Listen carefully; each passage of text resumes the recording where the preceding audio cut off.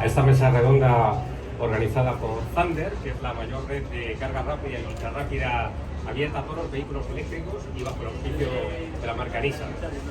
El tema que vamos a tratar en esta mesa redonda gira en torno a una pregunta que nos hacemos todos los que nos dedicamos al mundo del motor, a todos los que nos gustan los coches y sobre todo un servidor que como miembro de la redacción de Automóvil España, cada vez que viaja al extranjero y le preguntan acerca del vehículo eléctrico y la penetración en España, pues hace la pregunta también, ¿cómo podemos acelerar la expansión de la movilidad eléctrica en España? Y yo me hago esta pregunta y que luego se la voy a trasladar al resto de los participantes, entre otros motivos porque además, según se cita en un estudio recientemente publicado por la consultora estratégica PwC, Strategy, que es la consultora estratégica de PwC, y este estudio llamado e-Readiness 2022, el mercado español encabeza la lista negra de los países menos desarrollados en cuanto al vehículo eléctrico. Un estudio que se ha hecho en Noruega, Italia, Francia, Suiza, Reino Unido, Alemania, entre 4.600 consumidores europeos y sobre todo lo que se quería ver era cuáles son los obstáculos, los escollos que se encuentra el vehículo eléctrico para poder expandirse en ciertos países. En fin, que para comentar este estudio y todo lo que tiene que ver sobre la electromovilidad y cómo podemos salvar esos escollos, pues cuento aquí con 6 figuras de primer orden que seguramente nos van a arrojar mucha luz sobre esta y otras muchas preguntas. Empezando por mi izquierda tengo a David Barrientos, que es manager de comunicación de Nissan. Al lado está Miquel Aguirre Gaviria, presidente de AV, que es la Asociación de Usuarios de Vehículos Eléctricos. A continuación está Daniel Pérez, que es el CEO de Thunder. Le sigue Arturo Pérez, que es director de AIDIVE, la Asociación Empresarial para el Desarrollo y el Impulso de la Movilidad Eléctrica. Está también Antonio Sánchez. Está José Antonio Rodríguez, que es diputado en el Congreso de los Diputados por el PSOE, de Jun, Granada, paisano mío, y además es el único dentro del Congreso que lleva un vehículo eléctrico, lo cual está muy bien que se empiece a dar ejemplo, porque de donde tiene que venir ejemplo es precisamente desde arriba, ya nos lo comentará. Y por último, y no por ello menos importante, está Antonio Sánchez, que es CEO del portal especializado Somos Eléctricos y también dedicado a juntar letras como un servidor. Pues muchas gracias a todos por estar aquí, por participar en esta mesa ronda que estoy convencido que va a aportar mucha luz. Y así sin más os voy a preguntar, ¿qué podemos hacer para acelerar la expansión del vehículo eléctrico en España? Te lo pregunto a ti, empiezo contigo, David. Bueno, muchas gracias por la invitación y la verdad es que es un placer compartir panel con tan ilustres invitados. Y en ese sentido yo creo que todos vamos a focalizar un poco hacia el principal problema que tenemos hoy en día para la expansión a más velocidad del vehículo eléctrico, y es la infraestructura de recarga. Los fabricantes hemos puesto la tecnología ya en funcionamiento, tenemos vehículos con autonomía de 500, 600 kilómetros, eso ya no es un problema. El precio de los vehículos tampoco lo es, el precio de los vehículos ha bajado porque ahora ya nos dedicamos a economías de escala y por lo tanto hemos abaratado los costes. Yo creo que el principal hándicap hoy en día para que el ciudadano quite ya de una santa vez el miedo a viajes largos con el vehículo eléctrico es la infraestructura de recarga. Que yo también quiero romper una lanza. Creo que es verdad que no estamos muy bien o demasiado bien posicionados a nivel de Europa, pero tenemos que empezar a hacer una comunicación positiva. Es verdad que ya es posible hacer viajes largos en vehículo eléctrico y esto es un foco de atención para las autoridades públicas que, como tú bien decías al principio, también tienen que predicar con el ejemplo, y ese sería el segundo punto donde tenemos que mejorar, esa colaboración público-privada. Miquel, tú como presidente de la asociación usuarios, es decir, heavy user, ¿cómo lo ves? Bueno, representando en este momento más de 5.000 usuarios que hemos recorrido 250 millones de kilómetros en vehículos eléctricos desde hace más de 10 años. Conocemos todo tipo de experiencias, hemos recargado millones de veces. Entendemos, y será un poco abundar con lo que se presentaba, hay como 3 obstáculos. El primero es el desconocimiento. Hace falta cambiar una política de comunicación. Se están poniendo demasiadas dificultades al vehículo eléctrico, solamente son primer plano aquellas noticias negativas, y no es cierto.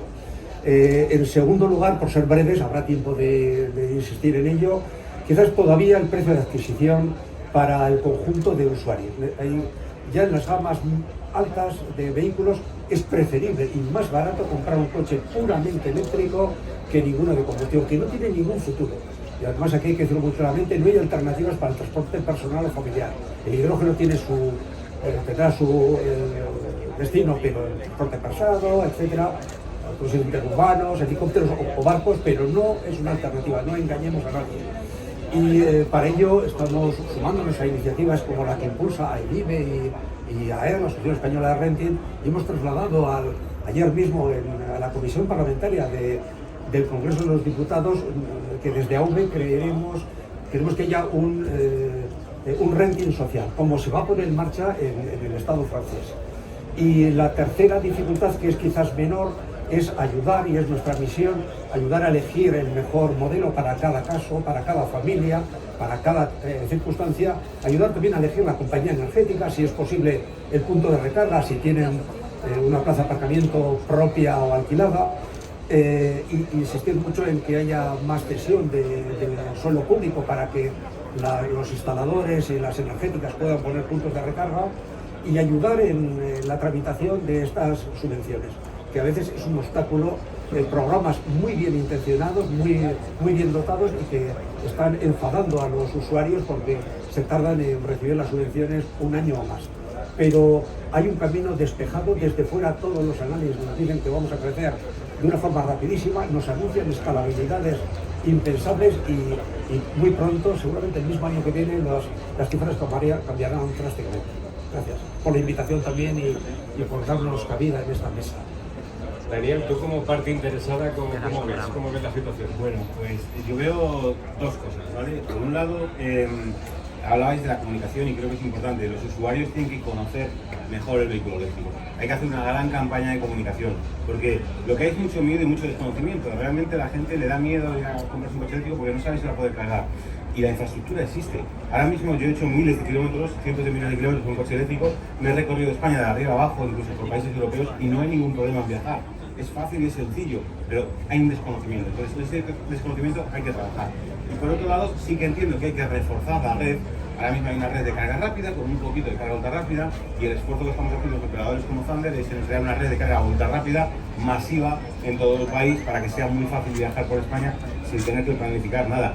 Y en esa parte, pues oye, pues hay que trabajar un poquito todos juntos, administraciones, distribuidoras eléctricas, que ahí hay una gran traba en todo el proceso, porque va muy lento todo el proceso de la distribución eléctrica, y mejorar. Pero yo creo que es la comunicación principalmente, porque el resto se está haciendo y está en camino, es cuestión temporal. Quizás en un año nos encontremos que donde vemos ahora a lo mejor unos pocos cientos de cargadores ultra rápidos, en un año veamos unos pocos miles de cargadores ultra rápidos. Entonces ya ese problema ha desaparecido. Lo que hay que hacer es comunicarse al usuario y que vea que no es el segundo coche, no es el coche urbano, es el coche con el que me puedo ir de aquí a Cádiz, me puedo ir de aquí a Francia, a París con el coche, que no tengo ningún problema, puedo viajar perfectamente. Arturo, ¿tú también consideras que es más un tema de comunicación que de realidad pura y dura? Bueno, la verdad es que los compañeros ya han hecho una definición que yo centraría en administración, colaboración público-privada, evidentemente, que nos permitirá eliminar esas barreras para despliegue de infraestructura, etcétera y tal. El tema del precio de los vehículos, que ya está siendo ya bastante más competitivo, y con las ayudas hay vehículos eléctricos que son más baratos que el vehículo espejo en combustión. La comunicación es fundamental, porque lo que hay es una falta de comunicación, a veces una infoxicación que dificulta que este mercado vaya adelante. Pero yo quisiera poner aquí de relieve una serie de cosas. Has hablado de una encuesta hecha en varios países de Europa con 4.000 y pico usuarios. Ya me hubiera gustado que me hubieran llamado a mí, nunca me llaman en estas encuestas, pero para mí eso no es significativo. España, primero, es un país impresionante a nivel industrial, tecnológico y de servicios en la movilidad eléctrica. Ya quisiera Noruega o Dinamarca tener lo que nosotros tenemos. Tenemos también industriales, y aquí hay que romper una lanza a través de empresas como Thunder y de empresarios como Daniel, que se han lanzado a esto y están haciendo una labor extraordinaria de despliegue. En España, en este año, hasta las cifras de agosto, estamos en crecimientos del 30%, por encima del 30% con respecto a matriculaciones del año pasado.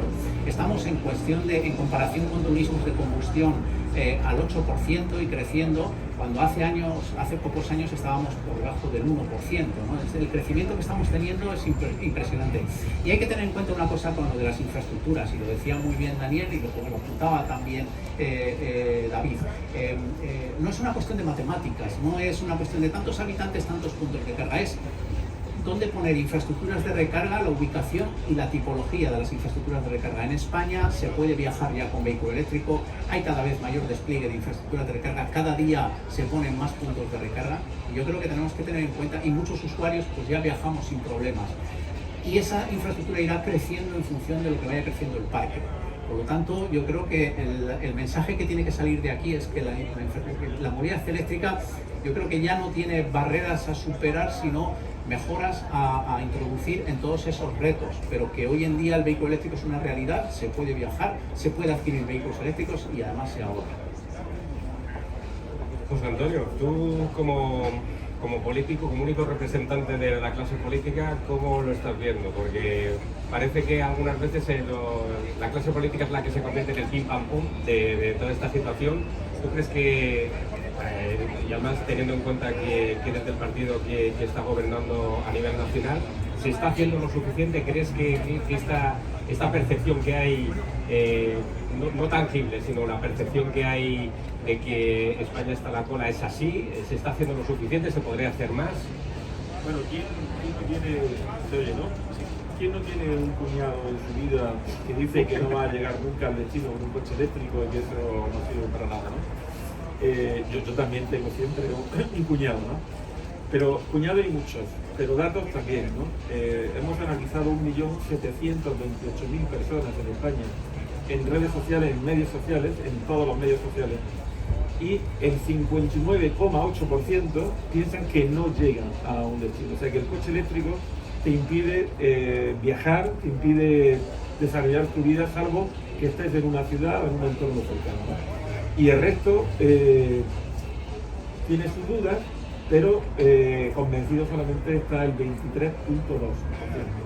de los que están hablando en medios sociales sobre la movilidad eléctrica, ¿no? Es decir, al final la contaminación existe, y el hecho de que, a pesar de que ahora mismo podemos viajar, yo este mes de febrero estuve con Lars, que lo he visto hace un momento por aquí, en una misión que fuimos una serie de coches a Ucrania, a la frontera con Ucrania, para traernos gente, y de hecho aprovecho para dar las gracias a Sander, porque nos llenó, de hecho mi coche se fue con 500 kilos de productos de medicinas, etcétera, para Ucrania, y luego nos hemos traído 4 familias, 2 coches, 4 familias, y yo nunca tuve ningún problema para cargar, desde que salí de Jun, de mi ciudad, hasta que llegué allí y volví, no tuve problemas. Y de hecho tenía un hándicap importante, y es que salía de un pleno del Congreso un jueves por la tarde y tenía que estar votando el martes siguiente, es decir, solo tenía esos días para ir y regresar, ¿no? Y desarrollar todo lo que había que hacer. Y este verano me he ido desde mi pueblo, salí a las 9 de la mañana de Jun, en Granada, estaba cargando en Madrid, cerca de Madrid, Manzanares, al mediodía, y estaba cenando por la noche en Francia, a las 10 de la noche en Francia. He hecho 11.500 kilómetros, he ido hasta Noruega, he regresado de Noruega, además mi familia se tuvo que volver en avión porque convocaron un pleno en el Congreso, y yo tuve que viajar de día y de noche sin parar de conducir hasta llegar al Congreso de los Diputados. No quería dejar el coche en Noruega y no he tenido nunca un problema. Es decir, problemas no hay. Ahora sí es verdad que existe una burocracia, y la burocracia limita mucho las cosas. No hablo solamente de la burocracia del Plan MOVES, hablo de la burocracia a la que nos enfrentamos, por ejemplo, a la hora de instalar un punto de recarga. Es decir, a la que se enfrentan estos señores cuando tienen que ir a un ayuntamiento, a una confederación que a lo mejor resulta que está un río cerca. Es decir, hay tal burocracia a la hora de resolver un punto de acceso que no existe en otros países. De hecho, aproveché mi estancia en Noruega para reunirme con políticos de allí, para ver alcaldes, diputados, etcétera, para ver qué tipo de burocracia había allí a la hora de resolver los problemas, y allí está mucho más disminuida. De hecho, hay momentos en los que no existe burocracia en la tramitación, y eso ayudaría mucho a la hora de instalar puntos de recarga, porque desde que estos señores intentan instalar un punto, yo he sido alcalde, 14 años, desde que ellos intentan instalar el punto de carga hasta que el usuario está cargando, no por culpa de ellos, sino por la burocracia. Y ojo, la burocracia en muchos casos se ha convertido en una burocracia electrónica, y esa no es la solución tampoco. Ese es uno de los grandes problemas a los que nos enfrentamos, y es un reto, un desafío que hay que resolver, ¿no? Yo creo que este punto de entrada quizás nos pueda ayudar. Luego voy a retomar ese punto de la parte de burocracia, pero déjame que escuchemos también las palabras de Antonio al respecto, sobre todo porque nos está hablando también mucho de la comunicación, y precisamente tú y yo nos dedicamos a juntar letras y a contarlo. ¿Tú cómo lo ves desde tu perspectiva? ¿Están saliendo, las noticias son demasiado negativas en torno a la electromovilidad? ¿Hay unos intereses ocultos? ¿Cómo lo ves tú? A ver, sí que es cierto que lógicamente pues hay medios que se enfocan muchísimo más a las noticias negativas, porque digamos que son las que venden, es decir, son las que van a hacer el kit. Hay muchísimo mito en el tema de los vehículos eléctricos. Un coche eléctrico no es seguro porque se puede incendiar la batería, cuando se ha demostrado de sobra que es al revés, que es muchísimo más seguro. No se puede hacer viajes largos con un coche eléctrico porque tienes que cargar cada 200 kilómetros, otra cosa que tampoco es, bueno, lo sabéis de sobra que es verdad. Entonces sí que se está centrando muchísimo en dar noticias no realmente positivas o que no motiven a la gente a dar el paso hacia los vehículos eléctricos. Se está dando como un miedo que no tiene que existir, ese miedo. Y sí que estamos notando que cuando una persona prueba por primera vez un coche eléctrico y hace su primer viaje, esos miedos los pierde y ya es difícil que vuelva a un coche de combustión. Entonces ahí creo que es la clave, el informar correctamente y adecuadamente de las ventajas y los inconvenientes, porque también tiene inconvenientes como todo, pero sí que se hace demasiado énfasis en las partes negativas. Mira, yo os lo comento a todos, precisamente sobre las noticias negativas o que puedan tener esa visión de que tenga un sesgo negativo. Esta semana precisamente en Autovil nos hacíamos eco de un estudio que habían hecho nuestros colegas alemanes de cuánto era, de cómo se desplomaba la autonomía de 36 coches eléctricos en una autobahn alemana yendo a 130 km por hora. Yo quiero que esto no se interprete como una noticia negativa, sino, oye, es un hecho, lo hemos comprobado, pero eso no quiere decir que el vehículo eléctrico sea ni mejor ni peor, sino simplemente es un hecho. Yo lo que sí considero, y esta es mi humilde opinión, y me gustaría que me dierais la vuestra, es que también se requiere un poco de pedagogía en todos los sentidos. Porque yo como usuario y amante del automóvil, cuando veo que hay un avance en una nueva tecnología, se supone que es para ir a mejor. Y claro, ¿cómo le explicas a alguien que viene del mundo de la combustión interna, que lleva con su coche 20 años, que ahora tiene que dar un paso atrás, sobre todo en lo que se refiere a recargar el automóvil? Entonces, no es que estés recargando en 2 minutos como vas a una gasolinera. Precisamente por eso quiero Dejamos, pero no se tarda 2 minutos en repostar un vehículo de combustión. Ni de casualidad, si coges Google, el tiempo medio de parada de una persona en esta estación de servicio son 15 minutos. 15 minutos. Es que la gente pasa aquí 15 minutos, directamente. Los 2 minutos no existe. Los 2 minutos es la mentalidad del tiempo que tú estás sujetando un gatillo en la mano. Y amigo, pero tienes que pagar. Cronometrado porque somos muy frikis y yo lo he cronometrado en las estaciones de servicio. Es decir, es muy diferente esa percepción a la realidad.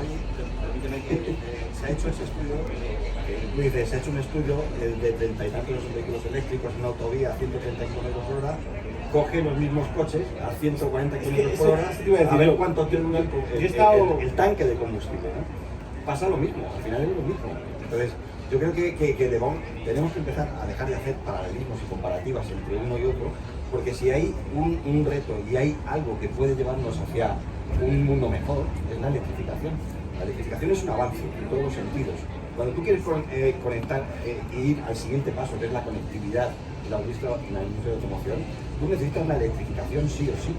O la combustión, tú por ejemplo no puedes dejar el confort del coche encendido, no puedes poner el aire acondicionado, porque estás emitiendo gases. Con un vehículo eléctrico, tú dices, yo quiero salir a las 6 de la mañana de mi casa y quiero que mi coche esté a 21 grados, o a 19 si nos dejan ahora. Entonces, eso lo puedes hacer con la electrificación, pero no lo puedes hacer con la combustión. O sea, desde mi punto de vista, la óptica es totalmente al contrario. La electrificación es lo que nos va a llevar a un futuro mucho mejor para los ciudadanos y los consumidores. No matéis al mensajero. No matéis al mensajero. Yo lo que hago es ponerme en la piel del Totalmente de tipo acuerdo. que lleva 20 años con su coche de combustión Estamos de interna acuerdo. Mira, un ejemplo, y nadie se lo sabe No, un explicar. ejemplo, que lo dice, lo ha dicho ahora mismo, y yo, mi hermana tiene perros, tiene varios perros, ¿vale? Cuando nos vamos a comer, siempre me dice, ¿llevas tu coche, no? Digo, sí, porque así puedo dejar los perritos en el coche con el aire acondicionado. Si no, no puedo llevar a los perros. Pero claro, yo llevo a mi coche, le dejo, y entonces se queda a 20 grados, y los perritos tumbamos en el coche como reyes. Si lleva su coche no lo puede hacer, es un coche de combustión. Esa es la diferencia. Son ventajas.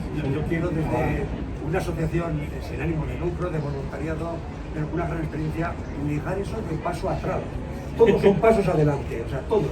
Primero, la física no es fácil saltarla, y ir a 120 significa una resistencia al avance que es un 44% más que ir a 100 por hora.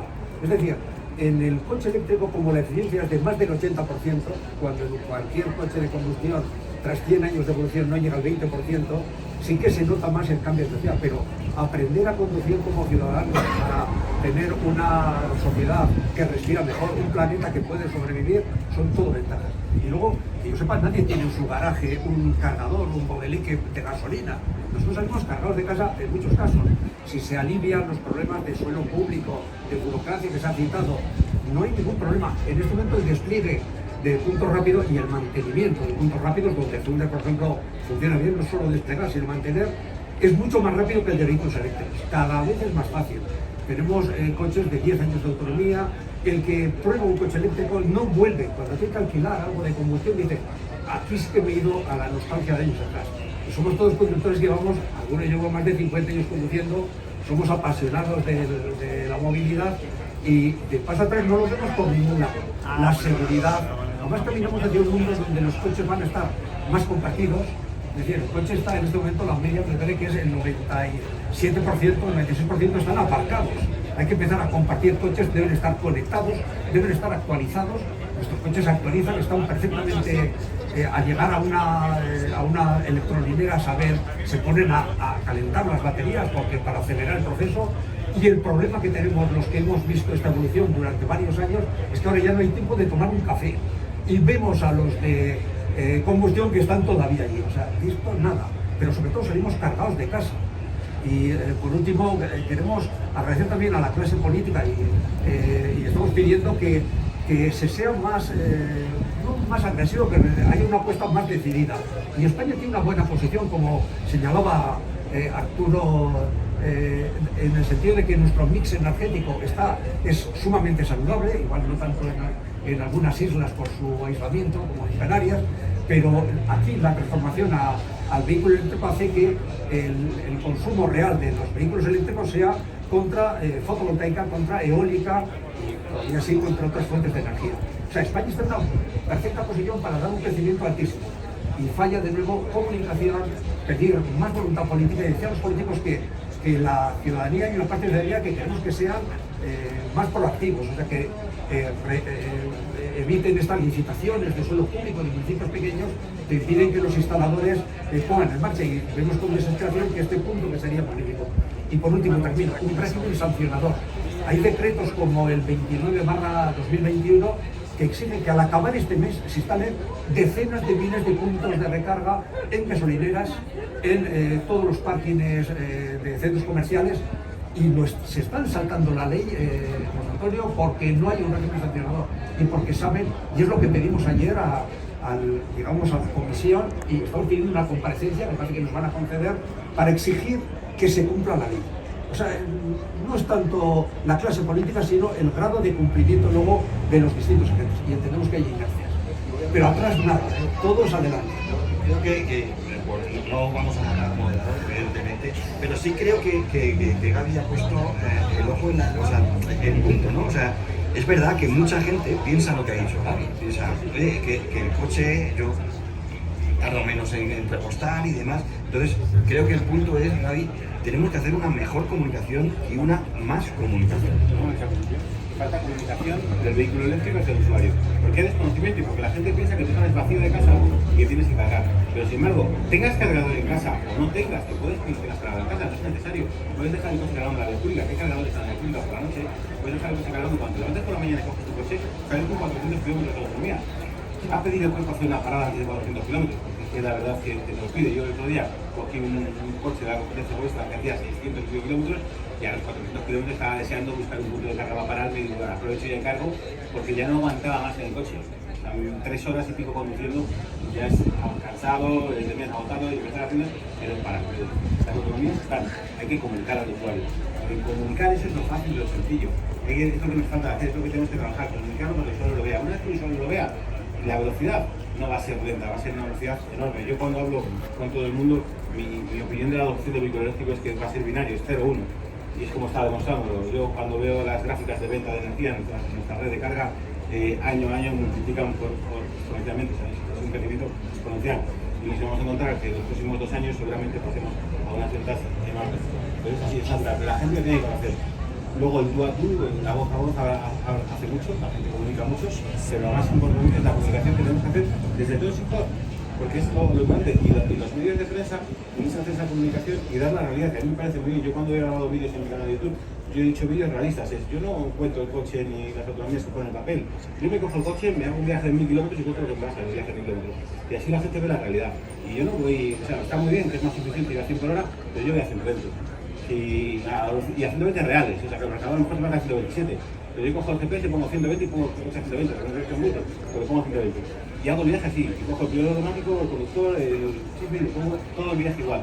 Y eso es la diferencia, y eso es lo que la marca el resultado. Y viajar así es fácil, pero hay que comunicarlo, hay que transmitirlo al usuario para que el usuario quite el miedo y pierda esa incertidumbre. Igual por comentar solamente el reto a quienes están escuchando a que con sus vehículos den la vuelta al mundo. A ver dónde encuentran gasóleo en determinados sitios, a ver dónde encuentran octanaje para su gasolina.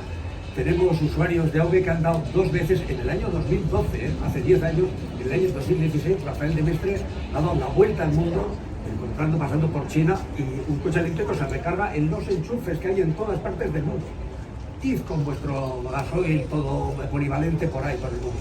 Tenemos gente que en el año 2012 ha dado la vuelta al mundo en un coche eléctrico, no de un Roadster Tesla, es un aventurero de alguna manera. No pudo ser en el año 20, partiendo, es un catalán, medio alemán, pero esos son los usuarios que hay.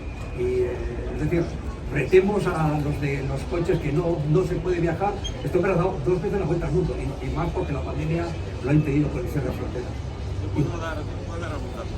Yo el año pasado hago muchos kilómetros. Digo que hago muchos kilómetros, hago más kilómetros que un taxista. Es decir, me compré el coche en octubre del año pasado. El coche tenía ya 148.000 kilómetros. Lo digo más que nada porque también se habla mucho de que la autonomía, la batería, la duración de la batería, etc. El coche tenía 148.000 kilómetros, si no recuerdo mal, cuando lo compré. He hecho 98.000 kilómetros más y no está más en octubre. Es decir, falta menos de un mes, pero he estado un mes fuera de cobertura porque me rompí el húmero y he estado sin conducir un mes. Bueno, ¿qué ha pasado durante ese tiempo? Yo hacía muchísimos kilómetros. Yo salía de Granada a Madrid todos los días y a veces regresaba. Alguna vez he tenido que regresar. Cuando lo hacía en un coche de combustión, yo salía a las 5 de la mañana y a eso de las 10:30 de la mañana estaba en el Congreso de los Diputados, 10 y media. Ahora salgo a la misma hora y llego a la misma hora. La vejiga que tenemos impide que tengo que parar. O sea, yo no puedo hacer 400 y pico kilómetros por la mañana sin tomarme un café o sin ir al servicio. Tenemos que hacer algo de eso, ¿no? No ha cambiado nada en mi vida. Lo único que se ha cambiado es que yo ahora cargo el coche con mis 20 placas solares por la mañana y ya salgo cargado con el coche. Y luego, a mitad de camino, hay un cargador que se llama Thunder, que está en Manzanares. Cargo durante 10 minutos, un cuarto de hora, que es lo que tardo en tomarme un café e ir al servicio, y llego al Congreso de los Diputados todavía con un 30-40% de batería, para regresar después otra vez al mismo Manzanares, cargar y llegar a mi casa y volver a cargar otra vez con esto. Es decir, se trata de, no hacerle caso a esos cuñados que decía al principio, porque los datos no son tan reales. Yo invito a que un coche que tiene ya, en mi caso, 200 y pico mil kilómetros, que ya tenía 5 años cuando yo lo compré, es decir, eso de a los 5 años los coches están muertos, los coches eléctricos, no, ya tenía 5 años y ahora tiene 6, no he tenido ningún problema y sigue viajando el coche, ¿no? Y el coche que tenía anterior sí es verdad que no ha durado muchísimo tiempo, de hecho 400.000 kilómetros, pero hace menos de un mes que hemos vendido el segundo coche que teníamos en casa, que era de gasoil, con 5 años, con menos años que el que yo me he comprado de segunda mano. ¿Lo hemos vendido para qué? ¿Para comprar otro coche de combustión? No, para comprar otro coche eléctrico. Es decir, es lo que yo he visto, ¿no? Y yo creo que eso es lo que tenemos que trasladar a la gente, la realidad, lo que vamos viendo cada día, y al final lo que tenemos que ir resolviendo es lo que decía antes, esa burocracia que impide que haya más puntos de recarga, o lo que decía antes el compañero sobre la obligatoriedad de esos puntos a los que vamos a tener que vigilar que se cumpla la ley, porque hay otro gran problema, no es solamente que se pongan los puntos, señores y señoras, es algo mucho más importante, es que hay gente y empresas que van a poner los puntos, solamente ponerlos, pero no van a estar operativos, van a hacer creer que están operativos, y no, se va a vigilar que se pongan los puntos y que los puntos sean plenamente operativos y que sean interactivos, es decir, que se compruebe desde el coche o de una aplicación móvil que efectivamente cuando yo vaya a ese sitio pueda cargar, ¿no? Eso también yo creo que lo hace muy bien Thunder, y que yo creo que es un ejemplo en España de cómo una empresa española de capital español inicial ha llegado a ser una potencia en Europa. Y eso es muy importante saber que tenemos en España esos recursos. Pues me alegra que saques el tema de la burocracia, entre otros motivos, porque recuerdo que haber hecho una entrevista a Elena Bernández, que es la directora general de Endesa X-Way, y claro, me decía, muchas veces da la sensación de que los puntos de recarga no funcionan, están instalados, pero el problema es que no se dan los permisos para energizarlos. Y yo te lanzo la pregunta a ti como representante político, ¿qué se puede hacer? De verdad, es que no hay una manera de que se pongan todos los partidos políticos, bueno, qué cosa estoy diciendo, que se pongan de acuerdo todos los partidos políticos para una cosa que es tan capital, como es el hecho de que se acaben estos escollos, que se saque una normativa, una ley nacional de obligado cumplimiento y que se pase por el foro de donde tenga que pasarse lo que diga el alcalde de turno. ¿No se puede hacer? Sí. Si me permites, antes de que, porque nosotros como asociación empresarial que trabaja en esto, estamos trabajando con la administración pública para resolver estos problemas y formamos parte de un grupo de trabajo de infraestructuras de recarga con la Secretaría de Estado de Energía, que es un poco la que se encarga de gestionar estas cosas. Y se está trabajando, quiero decir, que es que no es que esto esté perdido de la mano de Dios. Nosotros ya hemos trasladado el parecer de todos los operadores de recarga de todos los problemas que se están produciendo burocráticos para poder implementar infraestructuras de recarga, y ese grupo de trabajo está activo. Desde el punto de vista regulatorio, el Real Decreto Ley 29/2021, que comentaba el compañero, que no es que termine este mes, o igual se termina este año, sí que está establecido que puede haber una serie de sanciones. Y bueno, pues también están las sanciones ahí del sector eléctrico. Cuidado que sanciones puede haber. El problema es que el que piense que puede no haber sanciones. Y eso es algo que tienen que tener en cuenta. O sea, no es que no se hayan puesto sanciones. El sector eléctrico tiene una serie de sanciones cuando no se cumplen, que pueden ir de los 60.000 a los 600.000 euros. Y cuidado que el que piense que no puede haber sanciones si no pone los puntos de carga que le corresponden, puede tener un cierto problema, ¿no? Por lo tanto, a nivel administración ya estamos trabajando con las administraciones públicas desde las asociaciones en ese sentido, ¿no? Y eso es algo que hay que poner de relieve. Bueno, es complicado. A ver, en España, igual que Francia, vivimos con una burocracia que nos trajeron los franceses aquí hace un siglo y medio. Esa burocracia se ha seguido practicando no en España, sino en todos los países. Yo por eso tenía mucho interés en ver cómo Dinamarca, Finlandia, de hecho vamos a ir a Dinamarca en breve, a visitar la experiencia de Dinamarca, porque creo que en Dinamarca y los países nórdicos sí se ha hecho un gran trabajo en ese sentido. Es quizás, de hecho, Noruega, y ahora mismo es el país que tiene más puntos de recarga con menos distancia, y la orografía noruega es de las más complicadas. Hay fiordos, hay espacios donde no se llega, hay unos desniveles tremendos, es decir, la propia orografía noruega es complicada, sin embargo ellos lo resolvieron no ahora, hace ya varios años, ¿no? Entonces tenemos que aprender de quienes más saben en este sentido y cómo lo han resuelto. Por ejemplo, bueno, pues se puede ver incluso en un momento determinado si hay una especie de punto de recarga tipo, que es el que implementa, por ejemplo, Thunder, que dice yo, mi tipo de punto de recarga es 4 puestos, de tal forma, con tal sección. Bueno, pues no es complicado, es en cada comunidad autónoma, porque cada comunidad autónoma tiene una normativa, etcétera, en cada comunidad autónoma que existe ese tipo para que no tenga una complicación añadida a la hora de revisar que es quien tiene la competencia. Pero luego también hay otra complicación, que ya que me decías que hablaban de eso, ¿no? O de cualquier energética. El gran problema también es la sección que tienen que meter la operadora dominante en cada territorio.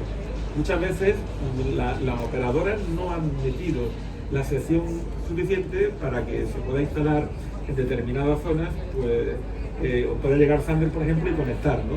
Sander a lo mejor quiere poner un punto en un sitio determinado, resulta que por el tipo de sección que hay en esa zona no se puede poner, ¿no? Y puede ser muy óptimo a la hora de ser un lugar de varias encrucijadas, varios caminos, etcétera, porque es muy operativo para toda la gente que puede concentrarse sobre esa zona por diferentes vías de comunicación, pero no hay una sección suficiente y ya se encuentra con la limitación técnica, la limitación burocrática y también incluso la limitación política. Y vamos a intentar eliminar la política, la burocrática, y vamos a intentar también facilitar que las empresas, las que son dominantes en cada uno de los territorios, cumplan con que haya una especie de autopista de energía cerca de las vías de comunicación principales para que se puedan conectar. Esto es muy importante también. A ver si llega a buen puerto. Permitirme que esto me toca bastante y voy a dar mi punto de vista. Se ha trabajado muchísimo desde la administración central y de las administraciones locales en mejorar. Hay que agradecerlo y hay que reconocerlo. Y aquí hay un trabajo muy bueno en comunicarlo y acercar a ellos. Pero hay varios, o sea, principalmente hay dos puntos que bloquean todo el proceso, ¿vale? Y lo primero que quiero hacer es una similitud con Francia, como bien has dicho. Nosotros estamos en Francia también, ya tenemos presencia internacional, estamos construyendo nuestra primera estación en Francia ahora mismo. En Francia, las licencias funcionan de la siguiente forma. Solo hay un organismo que presenta la licencia, que es el ayuntamiento del pueblo. El plazo de respuesta de aprobación de la licencia es un mes, además, y si interactúa una segunda administración pública, o tercera, o cuarta, o 25, son 2 meses. O sea, no hay más, se acabó. Es positivo, si no responden está concedida la licencia. Entonces, claro, eso va, el principal problema que tenemos en España es que la ley de administraciones públicas son 6 meses el plazo de respuesta, y una no respuesta, lógicamente, en su administrativo es una denegación. ¿Qué sucede? Que no puedes cambiar esa norma porque hay otras cosas que pueden ser más complejas, pero sí que a lo mejor hay que articular una norma que para decir, señores, para poner una estación de carga, un lugar donde vas a poner una serie de puntos de carga, y aquí es donde hay que medir mucho las restricciones, para que no nos ponen ningún gol. No vale poner un punto de carga de 50 kilovatios, señor, te vas a poner 6, 8 o 10 puntos de carga de 350 kilovatios, tiene una catalogación especial. Porque vas a hacer una inversión de 1 millón de euros, 2 millones de euros para hacer una estación de carga enorme, y eso entra por esta vía. Poner un cargador suelto, por si no todos los restaurantes tener un cargador para que lo autoricen el restaurante. Entonces tenemos que buscar ese equilibrio, y eso es una cosa muy importante de hacer, porque los dos trenes que tenemos, yo el otro día haciendo una recapitulación en la empresa para ver cómo funciona todo, tardamos una media de 16 meses, 18 meses en montar una estación, de los cuales 2 meses es la construcción, 1 mes el diseño y el resto son trámites de permisos. Una parte de permisos de administración pública, porque no es que tú vayas al ayuntamiento y pidas una licencia, que tienes que ir al ayuntamiento, tienes que pedir un permiso a Fomento, porque la realidad es que estamos siempre a menos de 100 metros de la autovía, porque lógicamente la estación tiene que estar cerca de una autovía, si no, no tiene sentido. Lo cual hay que pedir una autorización especial a Fomento. En muchos casos hay que hacer un topo para pasar por debajo de la autovía, porque lógicamente la cometida, como bien decía, no tiene por qué estar por donde tú pases, puede estar al lado. Esos son de 6 meses a 1 año, utilizar un topo, solo el pasar por la carretera. Pero es que además de eso, tenemos que presentar un proyecto final a industria ejecutivo, que no tenemos el punto de conexión hasta que la distribuidora, que tarda de 2 a 4 meses en respondernos, nos dé el punto de conexión. Y en algunas ocasiones, cuando vemos los mapas del punto de conexión de las distribuidoras, parece que lo ha hecho mi hija, que tiene 3 años. O sea, fuera de bromas. O sea, es un mapa donde te ponen un recuadro sin ninguna coordenada y sin ninguna indicación. Y es un plano con un recuadro. Y dice, ¿y esto dónde es? Bueno, pues nos lo pedís y lo damos, otros 3 meses más. Entonces, por eso yo decía antes que las distribuidoras, sí que hay un régimen sancionador, pero no se aplica porque es muy complicado demostrar que están haciendo mal y ellos se pueden justificar, pero tienen que ponerse las pilas porque ellos son los principales interesados. Les estamos reforzando la red, les estamos ayudando a financiar su red porque estamos pagando una parte. Con las ayudas públicas y la parte las pagamos las empresas privadas. Nosotros estamos encantados de poderles ayudar a financiar eso, pero lo que tienen que hacer es respondernos. El problema es que está todo milimetrizado, o sea, controlado de forma que da igual que ponga un punto de suministro o no, que yo dar de alta un punto de suministro por la legislación de la ley eléctrica es un coste, un ingreso para mí que me da lo mismo, está estipulado, una conexión son 2 euros o son 5 o son 10, entonces no tiene ningún incentivo en adelantar eso. Entonces a lo mejor lo que hay que trabajar es en reformar esa ley para que cuando haces una estación de un punto de carga sea un incentivo suficientemente importante para la compañía eléctrica, la distribuidora, que les incentive a acelerar ese proceso y no ir por el cauce ordinario, que el cauce ordinario es eterno. Entonces hay que pensar un paso más allá en cómo ayudar a todas estas empresas que están por medio y a todas las administraciones públicas a hacerlo. Cuando vamos a un ayuntamiento de 200 habitantes que no tienen nada más que un alcalde y tienen 4 concejales que no cobran sueldo ni cobran nada porque es su trabajo, están ahí para hacer 4 cosillas en el pueblo y de repente tienen un técnico que les ayuda una vez cada 15 días o cada mes, que viene porque lo tienen contratado una empresa externa, cada vez que tienes que hablar con ellos tienes que pedir y pierdes un mes. Pues eso hay que entenderlo, hay que buscar un camino, un mecanismo en el que podamos meter ese permiso, esa licencia y sea un trámite único o equipararnos a Francia, un mes, 2 meses, y así sí que vamos a acelerar. Y cuando hemos terminado, perdemos otros 6 meses en conseguir la conexión, porque la distribuidora tiene que mandar a su equipo para que certifique que el centro de transformación está acorde a su normativa. 2 meses. Luego, una vez que terminas eso, tienes que decirle a la industria que este centro de transformación le ha aprobado la distribuidora y que está conforme a la normativa. Otros 4 o 5 meses, porque el plazo de respuesta son 6 meses. Y como tienen mucha carga de trabajo, cuando hablamos con ellos es cierto que unos organismos que están dimensionados para atender 100 o 200 solicitudes al año y de repente tienen 5.000, pues hay que entender que no son malos porque tarden en hacerlo, sino que no tienen los recursos ni la capacidad para poder atender el volumen que viene. Y el vehículo eléctrico va a crecer, como he dicho al principio, binario, de 0 a 1. Y va a ver que en 2 o 3 años nos encontramos con que el 50% de nuestras ventas serán eléctricas. Si no solucionamos estos problemas, no vamos a poder llegar a ese punto. Pues eso es lo que hay que trabajar, pero no es una crítica decir, no, vamos a construir todos, vamos a sumar, vamos a ver cómo podemos incentivar y cómo podemos mejorar en cada una de las partes que nos atañe para poder crecer. Pues la verdad que viendo los antecedentes de este país, que para renovar el Consejo General del Poder Judicial, pues estamos aquí a finitum, no sé qué decirte, estoy completamente de acuerdo, estoy completamente de acuerdo. Pues Antonio, ¿puedes hacer tú algo para que aquello se acelere? Ya, de hecho, a esta conversación que estamos teniendo pública entre nosotros, pero para que lo escuche la gente, yo se le voy a trasladar al presidente y se le voy a trasladar a la ministra. Al presidente para que lo coordine con el resto del ministerio para facilitar un poco. Me interesa mucho lo que ha dicho el CEO de Sander, porque es una empresa española que se enfrenta a diario con los retos y con los desafíos y los impedimentos de todo tipo que vamos a tener en el camino, y luego estáis también la situación de vehículos, ¿no? Eléctricos. Yo creo que también es importante, ya tenéis una experiencia y esto lo tienen que saber de primera mano, ¿no? De hecho, el estudio que os he comentado al inicio de la percepción que tienen los ciudadanos sobre cómo el vehículo eléctrico puede funcionar en el día a día de las personas a la hora de viajar, lo hemos pedido específicamente para esto, ¿no? para esta jornada que teníamos aquí, porque queríamos saber efectivamente si existe la percepción o no. Y existe, y además existe la barrera, y existe un poco todo eso. Yo creo que eso lo podemos perfectamente iniciar. ¿Al comprometo? Yo voy a aprovechar que está Concepción aquí, vamos a trasladarle otra petición. esa petición es, lo hemos hablado también al principio, ¿no? La colaboración público-privada y sobre todo las flotas públicas. Es importantísimo. Gracias que se ha quedado, porque yo iba a ir precisamente a la ejemplaridad, desde arriba. Exacto, si tenemos aquí un ejemplo, tenemos 350 diputados, hay uno solo que tiene un vehículo eléctrico. Si ese porcentaje lo extendemos al resto de las administraciones públicas, bien sean centrales, regionales, autonómicas, me da igual, si somos capaces de subir ese porcentaje, aunque solamente sea al 5%, ya estaremos haciendo un gran favor a la electrificación en este país. Bueno, y empiezo a añadir, en una ciudad como Madrid, que hay una flota municipal considerable, pero nos vamos a Barcelona o cualquier otra ciudad grande, es que ahí también tendrían que estar predicando con el ejemplo. Yo ahí, si me permitís, tengo que hacer un apunte, y es decir que las administraciones locales y regionales, y Madrid como región y como ayuntamiento, como un ejemplo, sí que están incorporando el vehículo eléctrico en sus flotas, y eso no es ningún problema. El mayor problema lo tenemos en los concursos que hay para renovación de flotas en la administración del Estado, donde pues evidentemente la normativa todavía no está lo suficientemente desarrollada para que eso, y cuando se producen concursos públicos para comprar vehículos eléctricos, pues la verdad es que nos encontramos con sorpresas que no son muy agradables desde esta perspectiva. Yo sí quisiera reforzar un poco el planteamiento que había dicho Daniel, que me parece importantísimo. La colaboración público-privada es importante y existe, pero el mayor problema que tenemos ahora en las administraciones es ese cuello de botella que tenemos, porque no tienen gente para gestionar todas las cosas que están viniendo, que si el plan MOVES, que si el MOVES singulares, que si los PERTES. Entonces, al final, desde la administración central, regionales y locales están absolutamente desbordadas. Eso nos está llevando también a una paralización administrativa que de algún modo hay que resolver y que en ese sentido todavía no se ha conseguido pues, llegar al punto. Sí, simplemente quisiera apuntar que es verdad que ha sido sumamente interesante conocer, y lo sabíamos de antemano, el milagro de los esfuerzos que hay que hacer para esta transición.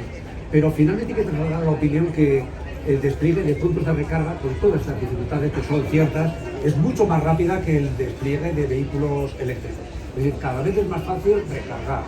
Y también que, además de animar a que quienes tienen vehículo eléctrico o quieren o saben que van a tenerlo, porque no hay alternativa, la normativa Euro 7 va a matar definitivamente los diésel, no en el 35, en el año 25, las zonas de bajas emisiones obligatorias a partir del año que viene, etc. Esta transición es imparable.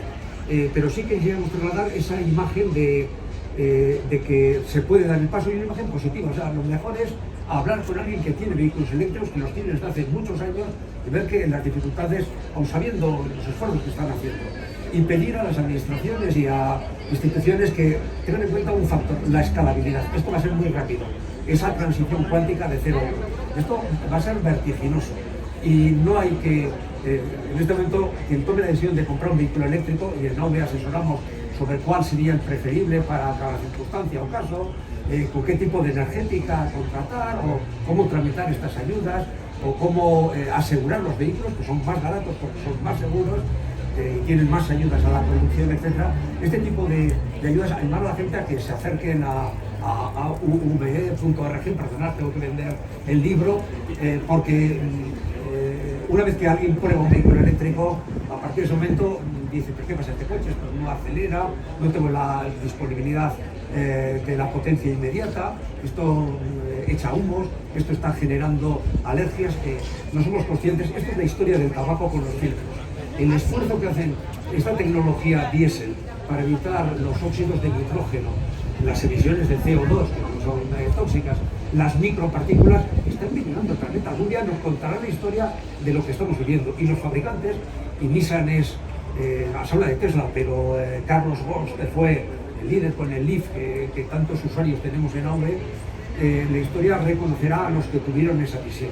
Que luego el mercado no lo reconoció porque son cambios muy holísticos que cuesta producir. Pero probad un vehículo eléctrico, enhorabuena por la organización de este vehículo eléctrico Madrid, probadlo, y a partir de ese momento al volver a vuestro coche diréis, ¿pero esto qué es? ¿Por qué esto funciona así? Con él, yo me acuerdo la primera edición, Arturo, de este propio salón donde estamos hoy, el Benz. Bueno, realmente en 2015 era un poco desolador, ¿no? Hoy en día lo estamos viendo, cómo la gente viene, cómo la gente se interesa, cómo todas las marcas estamos presentes hoy aquí. Incluso hemos hecho una apuesta por este salón y por electrificar en Madrid. Yo creo que el camino, Gaby, no tiene vuelta atrás. El camino, sin duda, es la electrificación en sus distintos ámbitos, ¿no? Y en sus distintos estados, porque hacia la electrificación total todavía nos queda un camino por recorrer, ¿no? Pero estamos convencidos, y la mayoría de los fabricantes, especialmente Nissan, tiene claro su objetivo. El fin último es la cero emisiones. Una curiosidad, ¿sabéis quién tiene un Nissan Leaf? Mucha gente, ¿verdad? Pero hay un político, bueno, en España que tiene un Nissan Leaf, que se llama Tejano. Tejano tiene un Nissan Leaf. El hombre que ya tiene su edad y lo tiene no ahora, lo tiene desde que nació el Nissan Leaf. Yo me acuerdo, José Antonio, cuando fuimos a explicar a la ministra de Transición Ecológica, vicepresidenta tercera del gobierno, Teresa Rivera, lo que era un Leaf y las funciones que puede hacer un Leaf, el famoso vehicle to grid, la posibilidad de cargar el coche en casa y de dar energía, devolver energía a tu domicilio. pues Teresa nos dio una clase magistral del vehículo to grid. O sea, no tuvimos que explicarle nada. Entonces, ese conocimiento que tiene una política de primer orden como es Teresa Rivera, yo creo que hay que extenderlo a todos los, ¿no? Y vuelvo al principio, al final es pedagogía, porque no pensemos que todos los que estamos aquí, los políticos, se levantan pensando que la electrificación es lo más importante que tenemos hoy. No, hay que explicárselo y hay que llegar a todos los niveles. Y ahí tenemos una labor importante que hacer todos los que estamos en esta. Yo quisiera hacer un apunte y me parece muy interesante la pregunta que me has hecho.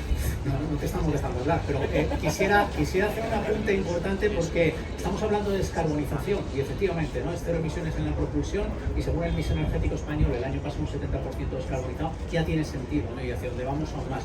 Pero es que el vehículo eléctrico es eficiencia energética, es el único sistema de propulsión capaz de interactuar con el sistema eléctrico para impulsar energías renovables, generación distribuida y almacenamiento energético. Y hoy en día, gracias a la bidireccionalidad de la recarga, hay empresas con su propio edificio que están ahorrando un dineral importantísimo y que además están implementando eficiencia energética y impidiendo que la red eléctrica tenga sobrecargas porque están gestionándolo también con vehículos eléctricos de carga bidireccional, placas fotovoltaicas y almacenamiento energético frente a lo tradicional de conectarse a red con un trafo para poder tener electricidad.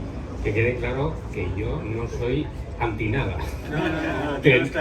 Y sobre todo una cuestión que soy un gran defensor del vehículo eléctrico porque me parece una tecnología tan fascinante que un coche te pueda devolver energía con los sistemas de regeneración, eso me parece fabuloso. Pero dejadme que haga un poquito de abogado del diablo. No pasa nada, te haces famoso. ¿Cómo le explicas a alguien que a lo mejor no está suficientemente informado y teniendo en cuenta todos los vaivenes y la zozobra que hay a nivel energético, que para generar electricidad estás quemando carbón o estás quemando gas? Porque estabas hablando tú antes, Miquel, precisamente de descarbonización de las partículas diésel y estoy completamente de acuerdo, sobre todo en los núcleos urbanos. Pero a lo mejor estamos quitando el problema de los núcleos urbanos y lo estamos llevando al campo. Déjame, porque esto es es nuestro libro. A ver, estamos desde AV estamos hartos de refutar a los cuñados, de refutar. La gente cree que la gasolina nace en la gasolinera, o sea, que allí milagrosamente ha surgido. En electricidad sí, bastan unas placas solares. La gente no tiene en cuenta que hay que hacer una prospección, hay que extraer el petróleo, hay que llevarlo a una refinería con transporte. De la refinería hay que llevarla hasta las gasolineras. En las gasolineras tienen un complejísimo sistema. Hay solo 11.400 gasolineras en España. Me parece que son 80.000 boquereles, que son los surtidores.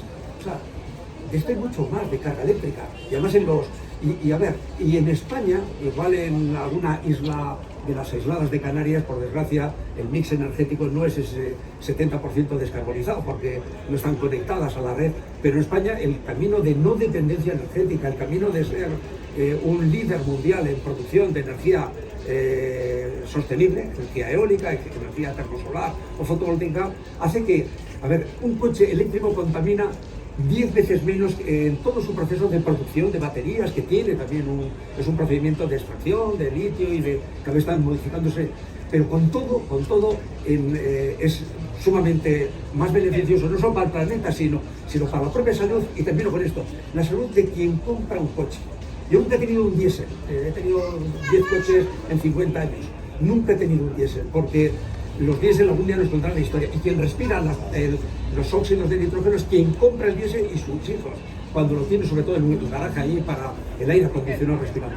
Yo quería responder rápidamente a tu pregunta.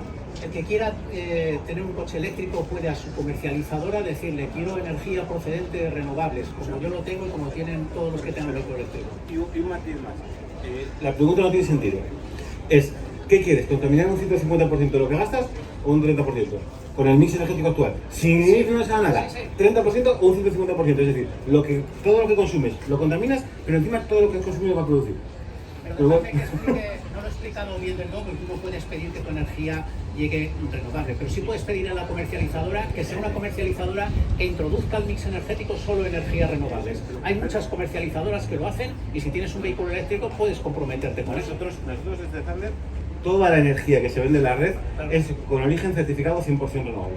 Toda la energía que vendemos en nuestras estaciones es así. Pero es que además de eso, en las estaciones nuestras estamos instalando en prácticamente todas las nuevas en la autovía y en muchas de las existentes, estas placas solares, pero encima unas marquesinas con fotovoltaica a 4,5 metros de altura para que entren camiones por debajo, que ya hemos tenido algún camión cargando, que generan energía, que esa energía se almacena en baterías, que estamos haciendo pruebas piloto, tenemos ya desplegados 6 paquetes de baterías ahora mismo por España, que se almacena esa energía y que luego se la entregamos a los coches. Con lo cual ya no es creo que compramos sobre origen renovable, sino que producimos, exportamos a la red y almacenamos para vender a los vehículos.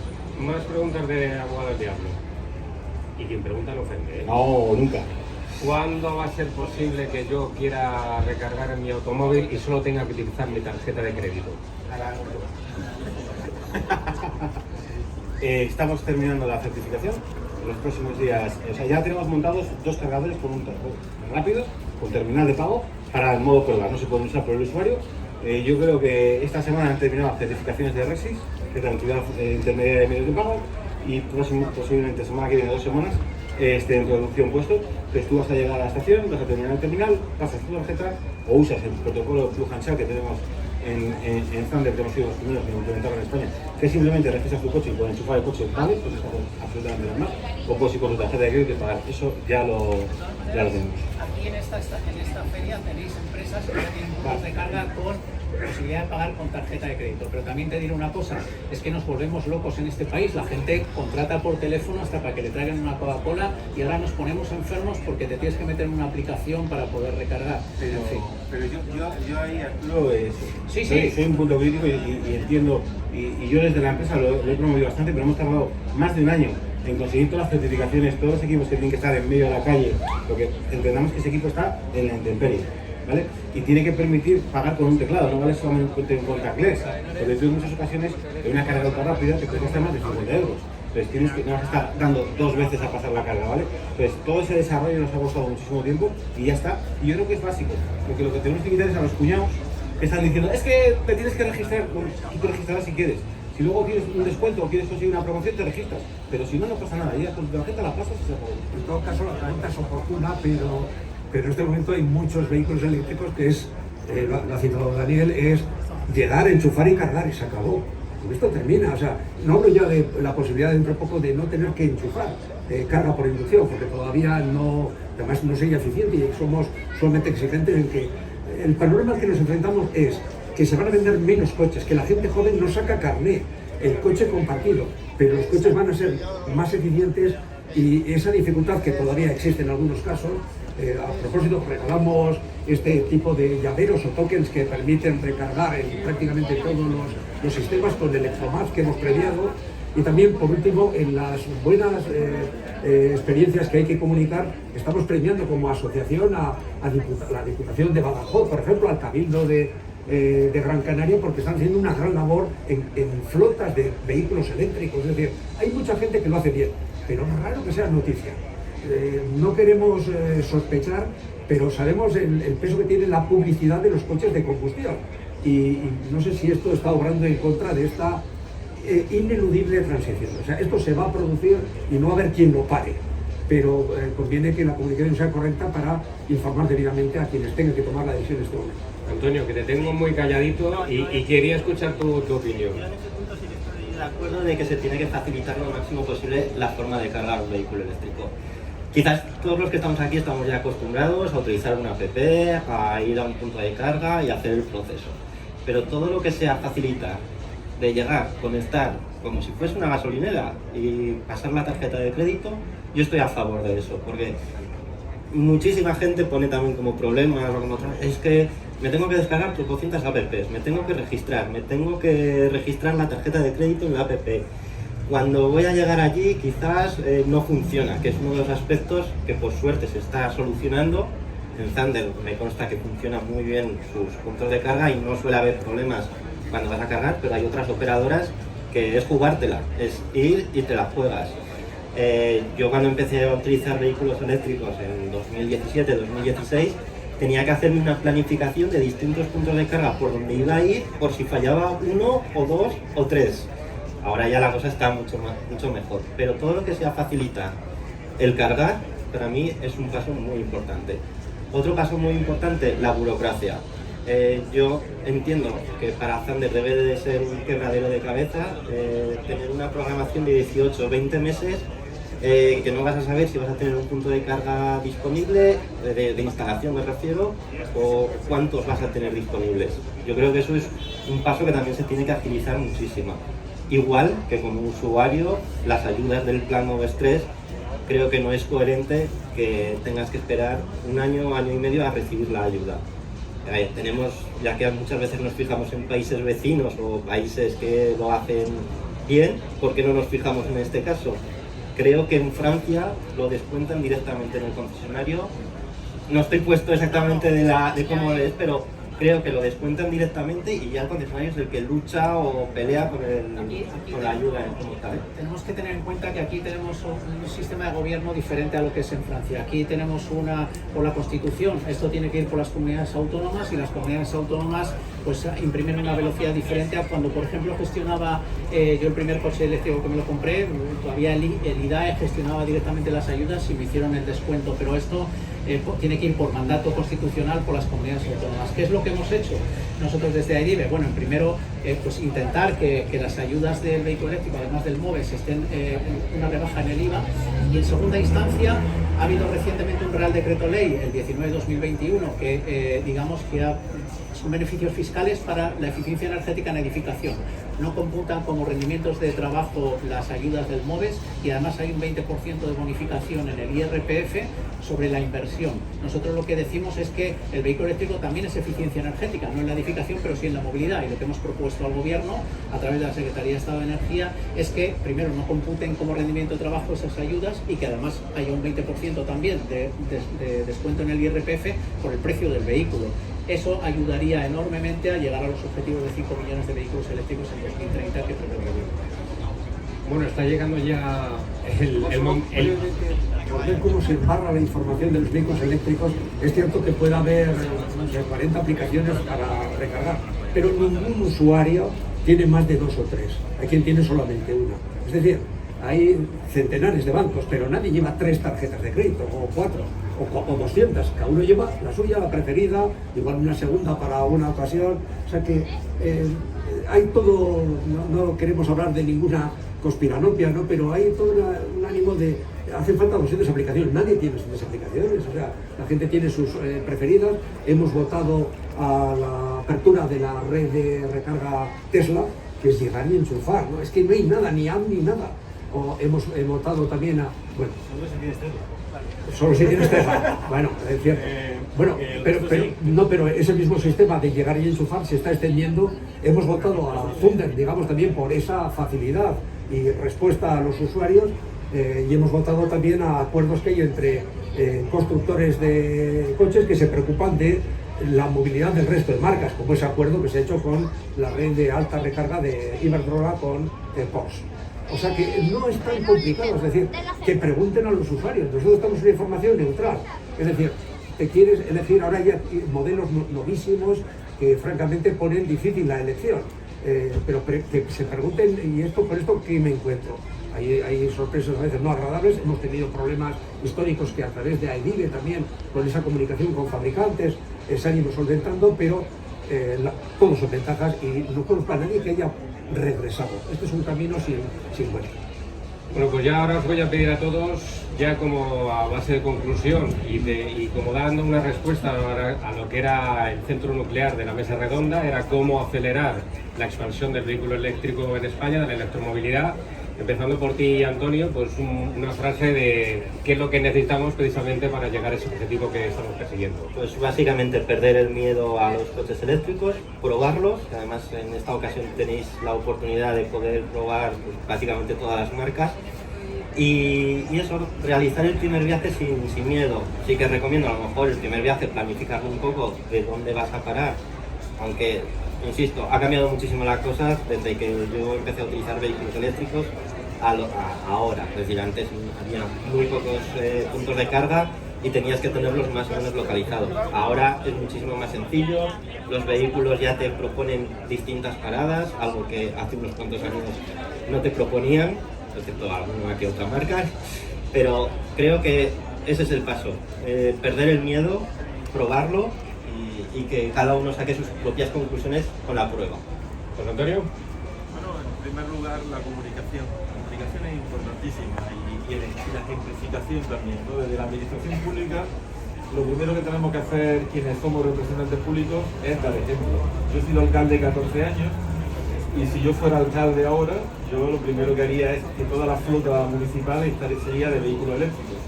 Entre otras cosas porque desde la administración local, que es lo que está más cercano al ciudadano, es el mejor ejemplo que se puede dar a la ciudadanía. Por tanto, empezaría por ahí, ¿no? Por dar ejemplo. Segundo, eliminación de la burocracia.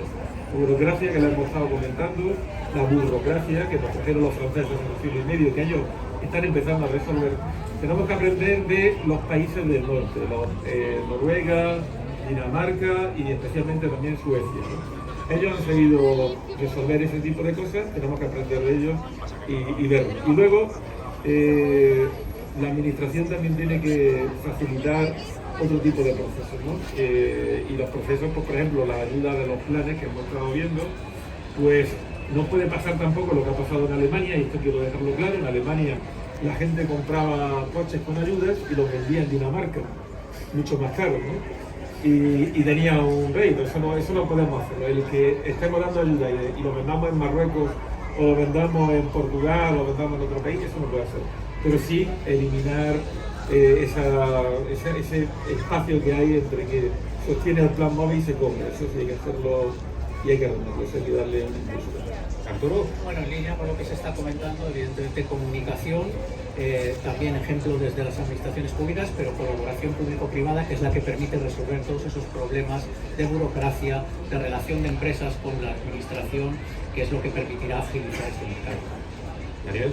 Estoy bastante de acuerdo, hay que comunicación, mucha comunicación, más comunicación, y luego trabajar un poquito en las administraciones públicas, en las distribuidoras, en acortar o ver qué métodos existen para acelerar o ayudarles a cortar esos plazos.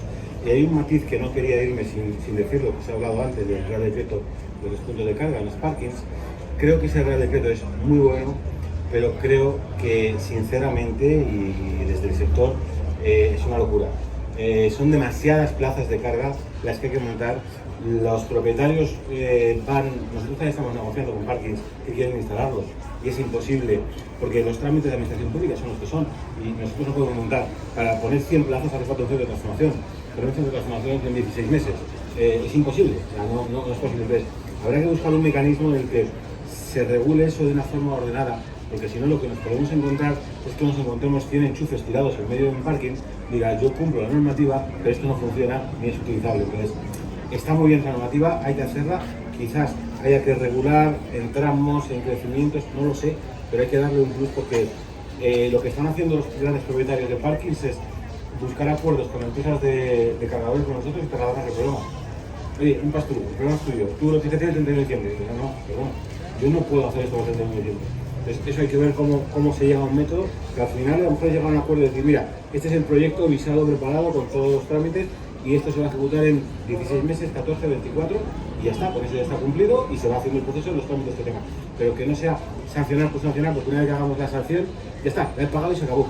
Permíteme la primicia, porque esto la Secretaria de Estado de Energía inauguró esta edición. Tuvimos esa conversación durante la inauguración y nos dijo que bueno, pues el concepto de estar ya tramitando y tal, pues eso ya es algo que es válido, ¿no? Por lo tanto, no es tenerlo instalado porque, por otro lado, todo lo que empiece ahora ya no se va a llegar a final de año. Ya hemos llegado a la fecha límite, por lo tanto, pero que si una infraestructura está gestionada en medio de la gestión, esa puede estar ya, digamos, salvaguardada. Eso es importante porque es que las negociaciones llevan tiempo, porque lógicamente los que tienen un centro comercial no explotan puntos de carga, muchas gracias. Miquel. Por no abundar más, pero ante todo os pediremos la colaboración también a los medios de comunicación. Vivimos una emergencia climática. Que, a ver, no nos olvidemos, hace falta una mejor formación ciudadana. Y esa emergencia climática requiere utilizar más transporte público, utilizar más sistemas como aquí se pueden ver de movilidad con vehículos de movilidad personal, alternativos que cada vez más están siendo más aceptados también por gente joven. pero finalmente hay algo que conviene de una manera definitiva arrinconar, que son los vehículos de combustión. Todo lo que suene a combustión es algo tóxico que nos está envenenando, que está generando un índice de alergias como existen en las ciudades como Madrid, y abandonar de una forma definitiva no es salvar los problemas para ir a la movilidad eléctrica, sino abandonar definitivamente. O sea, yo me aparto de un coche que está parado con el aire acondicionado, diésel metiendo ruido y echando humo en un garaje. O sea, esto no somos conscientes de lo que estamos respirando. Algún día nos demos cuenta de aquello de que los médicos recomendaban o te recibían fumando, lo que era. Esto, de verdad, vamos muy tarde. Y España está en una posición perfecta para crecer, pero está en una posición rezagada, a pesar de que tiene muchas posibilidades por su industria, por sus infraestructuras y demás de cambiar, y es el momento de tomar la decisión. Y está en manos de los usuarios. Y simplemente acudid a uuv.org, daros de alta en un segundo y veréis cómo ayudaros en este proceso que puede dar algo de miedo por lo drástico que es. David. Bueno, muy breve, más y mejor comunicación, y otra C que no se nos olvide a nadie, coordinación, para que las ventajas del vehículo eléctrico sean las mismas en Madrid, en Barcelona, en Cádiz y en toda España. Bueno, pues la verdad, muchísimas gracias a todos. Ha sido muy interesante, la verdad que podríamos estar aquí debatiendo horas y horas. Lo más importante es que ha habido diálogo, que ha habido dialéctica, que esto siempre es muy bueno, y sobre todo comunicación, algo que estabais pidiendo todos. Y yo creo, desde mi humilde posición, que hayamos contribuido precisamente a aclarar muchas dudas. Y como bien sabéis, pues aquí hay muchos representantes. Aprovechar esta feria tan maravillosa que tenemos en Madrid para quitar todo tipo de dudas acerca del vehículo eléctrico. Muchas gracias.